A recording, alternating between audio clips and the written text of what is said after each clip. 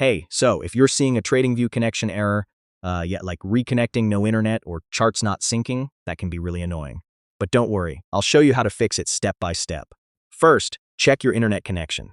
If your internet is unstable, TradingView will keep disconnecting or fail to load data. Next, just refresh the page. This forces TradingView to reconnect to its servers. Now, sometimes the issue isn't on your side. TradingView servers may be down or under maintenance.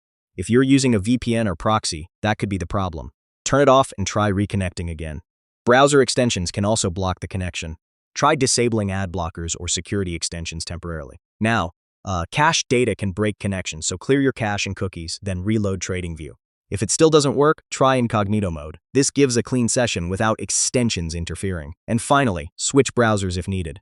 Some browsers handle live connections more reliably than others. So yeah, that's how you fix TradingView connection errors. Most of the time it's just internet issues, VPNs, or browser cache problems.